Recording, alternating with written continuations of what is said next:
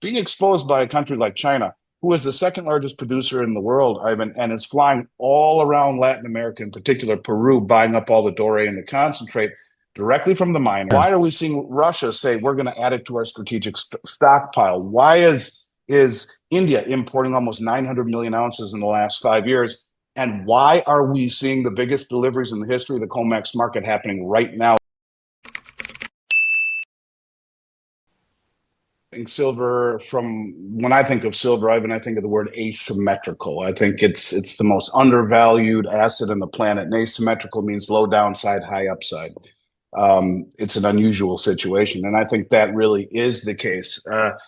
You know, part of what I think is giving away the real potential for silver is the massive, massive deliveries that we've seen month over month over month on COMEX. In fact, we saw the largest delivery in the history of the COMEX in silver in May. And it's a game where you have currently the second largest concentrated short position in history by the commercial banks right now.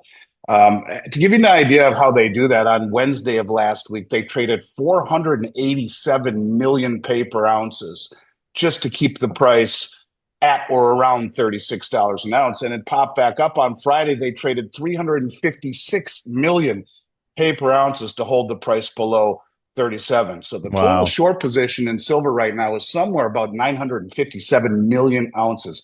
How much of it is it a naked short? I don't know. Chris Marcus had a great article the other day. He said, look, when these banks on COMEX are short, they're supposed to be long the corresponding amount in London to balance their balance sheet. But the thing is, he said, if that really is the case, when looking at what they call the free float in London, the amount of silver backing the contracts, he surmised they would only have 7 million ounces. That's it in London backing the whole system. And if they are not hedged as they should be, why then you have some massively, massively dangerous positions by some of the largest banks in the world, which represent an existential threat to the system. So when I look at silver, aside from the fact that we saw its highest weekly close in 14 years, only the third time in history it's been that high, you can see there's a concerted effort by the banks, a real concerted effort to keep it from rising. They failed in gold. I believe they'll fail in silver as well. I mean, look, I get it. The thing that's concerning to me regarding the crypto community, I've done this for 35 years, and I guess unless the rules are completely being rewritten, well, maybe they are. My mentor, Richard Russell, used to say that if you make 7% a year return, that you will go down in the investing Hall of Fame as a rock star. And what has happened with the gambling mentality from, Texas Hold'em to all the way up to the gambling, what is in the equity markets and in the crypto markets, it's created I believe, a whole generation of investors who have irrational expectations. And, they've been right to a degree. Fortunes have been made in cryptocurrencies. Will it continue to be? I don't know. When you look at what the largest banks in the world are doing, the largest central banks, they're accumulating gold and silver. And if it weren't so important, I guess really the interesting thing is that if it wasn't so important, for whatever reason, why do we have 8 of the Western banks that have held the largest concentrated short position in any commodity ever traded on COMEX? Why are they trying so hard to keep it down? And where would it be if we didn't have this level of suppression and manipulation day after day in order to keep it down? Before it's all said and done, I think that silver will outpace and maybe even bring those type of crypto type returns, but the difference is you hold it in your hand, and it's an asset that has outlived 2 world wars and German hyperinflation and the Great Depression and every pandemic, just like gold.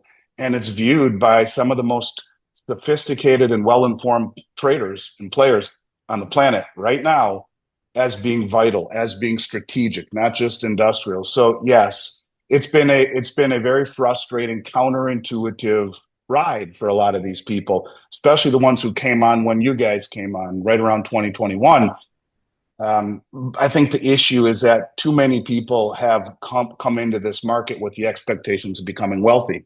That's not what you own it for. Now, silver offers that kind of potential, but you own it because the system that has been going on for 50 plus years, this fiat system is coming to an end. And there might be some cryptos like Bitcoin that actually endure. But then again, silver is 5,000 years old. It's mentioned 400 times in the Bible, and Bitcoin's barely a teenager. That doesn't really mean anything other than to say silver has lasted the test of time. And if it Right. weren't being held back by some of the most sophisticated Western banks in the world, who I believe are being exposed right now, being exposed by massive deliveries going across the globe, being exposed by a country like China, who is the second largest producer in the world, Ivan, and is flying all around Latin America, in particular Peru, buying up all the doré and the concentrate directly from the miners. Doré are bars that are crudely refined, and concentrate is a byproduct of that, paying double what the West will, and shipping it back to China for refining. Why would they do that as the second largest producer in the world? Yeah. Why are we seeing Russia say we're going to add it to our strategic stockpile? Why is India importing almost 900 million ounces in the last 5 years? And why are we seeing the biggest deliveries in the history of the COMEX market happening right now over the last 5, 6 months and accelerating? So I think there's a lot to be said for silver, and I think there's a lot yet to be written in these final chapters. We're a long ways away from the end game, but look, bottom line is simply this: silver's underperformed. Silver has been frustrating, but silver is vitally important to some of the biggest players in the world. You wouldn't see 8 commercial banks holding the price down to this degree, to the point of it being an existential threat to their survival, if they're overrun by the deliveries across the globe, if it weren't something very significant. And I think it is. And I think before it's all said and done, people will understand that. Well, I think it's the military industrial complex that's done it. And silverwars.org has done a decent job of showing the amount of silver that is used in high-tech weaponry. I did 3 years ago, I did a speech at Vancouver Resource Investment Conference where I said there's 500 ounces in a typical cruise missile. And Right. I'm walking off the stage and people come up to me and this guy says, I work for the Department of Defense. I'm like, oh shit. And he says, but I developed the Tomahawk. He says, I know there's silver in it. I don't know how much. I'll get back to you. Never hear from him again. 2 years ago, I go and I do another speech. There he is with some pictures in hand. He says, these are declassified. I can show you.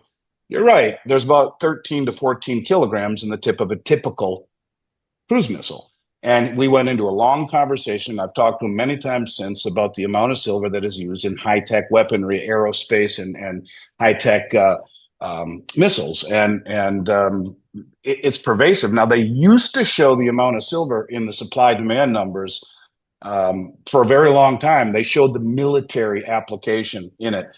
And so when you realize that the military industrial complex, let's just call them BlackRock, who is the primary custodian along with JP Morgan for the world's largest silver trust in SLV, not to mention primary also now in GLD along with JP Morgan.